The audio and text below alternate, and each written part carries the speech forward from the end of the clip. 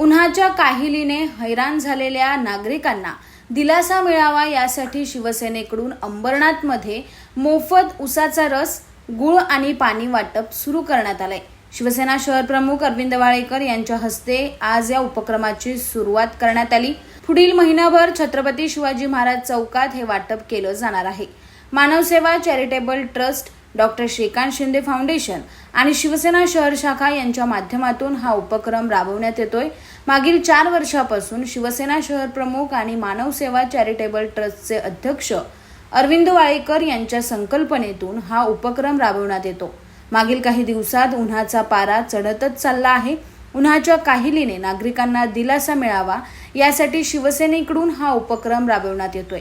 आज महाराष्ट्र दिनानिमित्त दिवसभर नागरिकांना मोफत उसाचा रस वाटप करण्यात येणार असून पुढील महिनाभर दररोज नागरिकांना गुळ आणि थंड पाणी दिलं जाणार आहे। शिवसेनेचे शहर प्रमुख अरविंद वाळेकर यांच्या हस्ते या उपक्रमाचा शुभारंभ करण्यात आला। यावेळी माजी नगराध्यक्षा मनीषा वाळेकर, माजी नगरसेवक निखिल वाळेकर, अरुण कुमार सिंग, राजू शिर्के, पद्माकर दिघे, डेन एबीसी केबलचे संचालक अनिल गायकवाड, मिलिंद गान, महेश वाळुंज, अरविंद माळुसरे, प्रकाश डावरे, माजी महिला शहर संघटक नीता परदेशी यांच्यासह शिवसेनेचे पदाधिकारी, कार्यकर्ते मोठ्या संख्येने उपस्थित होते।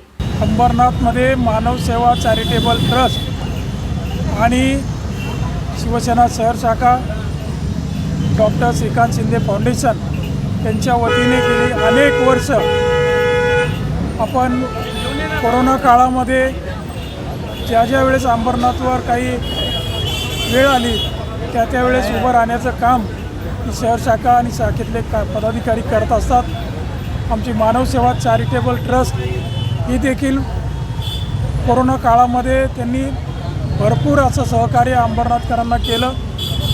आज आपण बघतोय उन्हाचा एवढ्या झळा, इतका कडक ऊन आहे की महाराष्ट्रामध्ये पहिल्यांदा 42च्या पार ऊन गेलेलं आहे, गरमी झालेली आहे। त्यामुळं आम्ही गेली अनेक वर्ष गूळ आणि थंड पाण्याची व्यवस्था करत असतो, परंतु यावर्षी आमचे पदाधिकारी अनिल गायकवाड असतील, आमचे सगळे मित्रपरिवार आहेत, यांनी उसाचा रस 1 दिवस मोफत द्यायचा, त्याचबरोबर रोज गूळ आणि पाणी, थंड पाणी द्यायचं। उसाचा रस असेल, गूळ असेल, हे सगळं आयुर्वेदामध्ये शरीरासाठी खूप थंड आणि चांगलं असतं।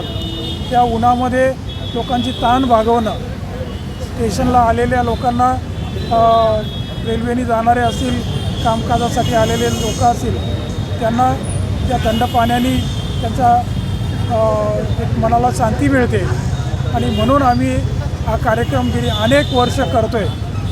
Bureau report, AB fast news, Ambernath.